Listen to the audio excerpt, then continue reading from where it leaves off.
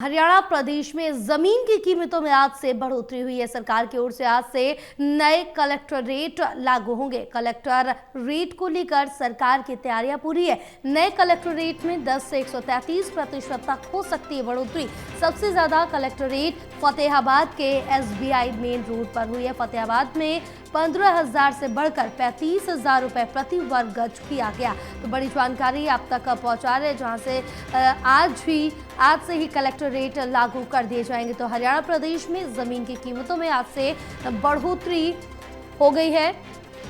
सरकार की ओर से आज से जो नए कलेक्टर रेट है वो लागू कर दिए गए हैं और अब जो खरीद की जाएगी वो नए कलेक्टर रेट पर ही होगी। और कलेक्टर रेट को लेकर सरकार की पूरी तैयारियां जमीनी स्तर पर देखने को मिल रही है। नए कलेक्टर रेट में 10 से 133% तक बढ़ोतरी हो सकती है।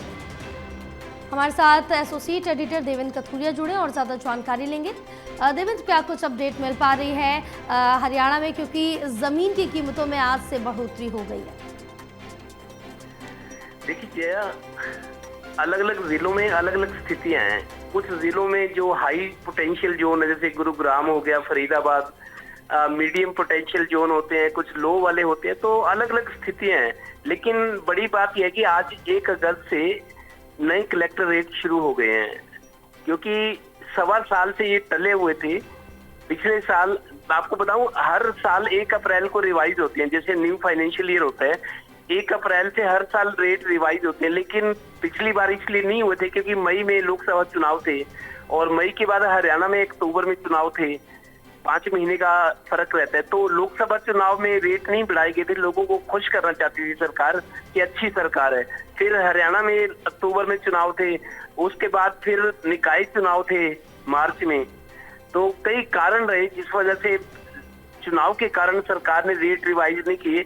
लोगों को सरकार अपना जन कल्याणकारी चेहरा दिखाना चाहती थी कि अच्छी सरकार है, हम पे बोझ नहीं डाल ली। लेकिन आखिर कब तक ये स्थिति रहती, क्योंकि अर्थव्यवस्था को चलाना है, खर्चे बढ़ते हैं सरकार के।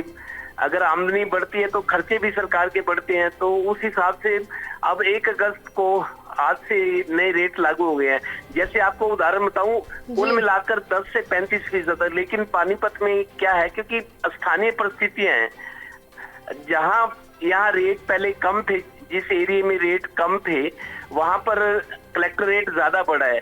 दूसरी बात यह है कि आजकल लोग रजिस्ट्री ज्यादा चुकाने लगे हैं, रजिस्ट्री महंगी करवाते हैं। उसका फायदा ये रहता है, एक तो प्रॉपर्टी की वैल्यू बढ़ जाती है कि जैसे किसी ने भाई प्रॉपर्टी ज्यादा जितनी वैल्यू की कराई है, तो उससे आगे अगर उसको बेचना हो, रखना हो या बैंक लोन लेना हो, उस प्रॉपर्टी पर बैंक लोन ज्यादा मिलता है जिसकी रजिस्ट्री ज्यादा है। तो लोग कुछ हजार से ज्यादा चुकाकर ज्यादा रजिस्ट्री करवाने लगे। एक नया ट्रेंड शुरू हुआ है। तो उससे क्या होता है, बैंक का लोन जो लेते हैं उस लोन की उसका अमाउंट बढ़ जाता है, उनको ज्यादा लोन मिलता है। और दूसरा, प्रॉपर्टी की वैल्यू पहले से इतनी होती है तो उसके बाद और बढ़ाई जाती है कि हमने इतने की तो प्रॉपर्टी खरीदी है, इतने की देंगे। तो व्यापारिक दृष्टि से लोग अब ज्यादा चुकाने लगे। उसमें फर्क ये पड़ता है कि कहीं अगर 2.5 लाख की रजिस्ट्री होती है तो महंगी रजिस्ट्री कराने से उसमें 2,70,000 की करवाते हैं, 20,000 ज्यादा लगता है। लेकिन प्रॉपर्टी की वैल्यू बढ़ती है, प्लस उसकी मार्केट वैल्यू भी बढ़ती है और बैंकों से जो लोन की राशि है वो भी बढ़ जाती है। बैंक ज्यादा लोन देते हैं।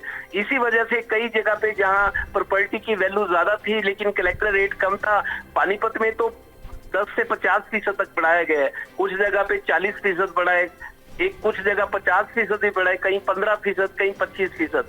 तो इस बार एक खास बात ये भी रही, जया पहले क्या होता है, डिप्टी कमिश्नर जो रिकमेंडेशन देते थे, डिप्टी कमिश्नर की रिपोर्ट के आधार पर थोड़ा काट छाट की जाती थी।